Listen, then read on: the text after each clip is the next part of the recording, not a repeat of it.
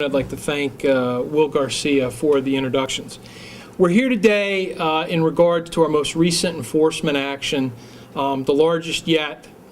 64 individuals have been arrested or are currently being sought for either selling or possessing heroin, cocaine, oxycodone, and weapons. What's different about this particular enforcement action as opposed to the last that we've taken is this was a systematic countywide action that involved 13 different jurisdictions across Orange County. And it fits into the district attorney's policy that I have been stating since I was elected of education, empowering people to treatment and enforcement. These individuals that were arrested and these prosecutions that are being undertaken are being done as a last resort. But they're being done as a result of our ongoing efforts in the district attorney's office with our police departments, with our local elected officials, and with our residents in specifically targeting individuals that are denigrating the quality of life in Orange County.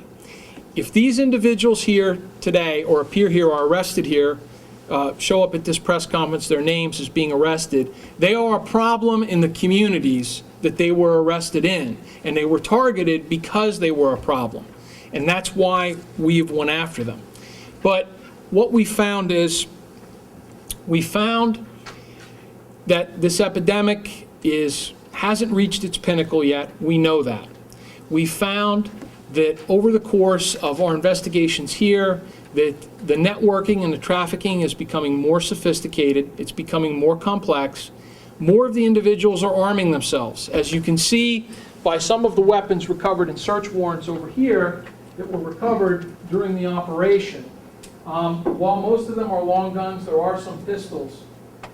These were all recovered during our enforcement actions with people that were selling narcotics or possessing narcotics.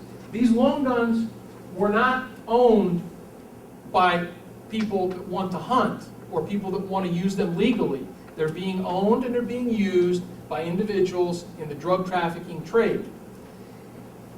It's something that we're seeing more and more of, that they have to arm themselves in order to be successful in the trade, and it's something that we're going to combat.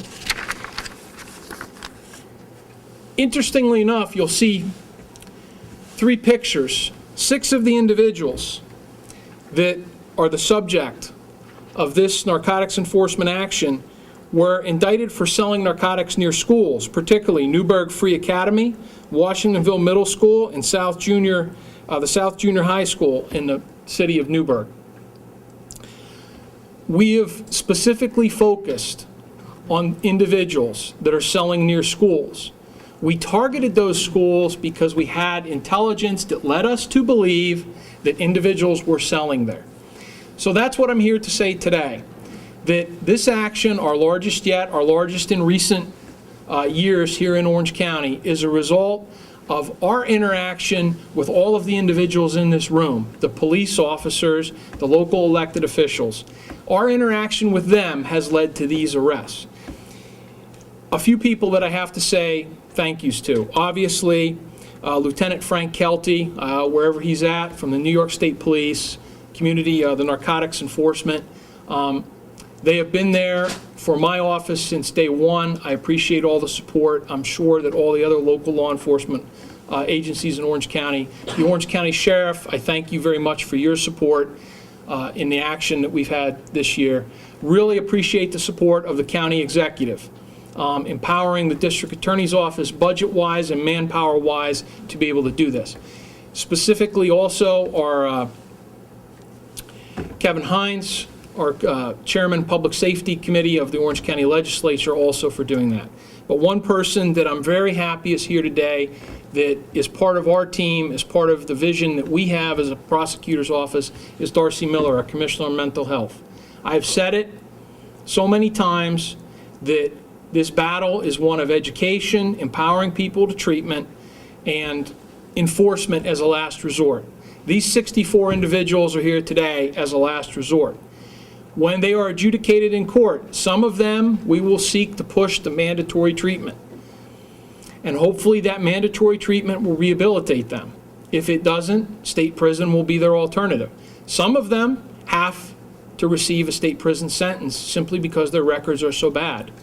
As I might have mentioned before, 22% of the 64 individuals that we are bringing to justice now have previous felony convictions, most of which were for some type of narcotic sales or trafficking. On that note, you'll receive a press packet as well as a CD with information regarding it. That'll conclude my comments at this time. I urge the members of the media to seek out any of the members in law enforcement that are out here and the elected officials and speak with them regarding their communities.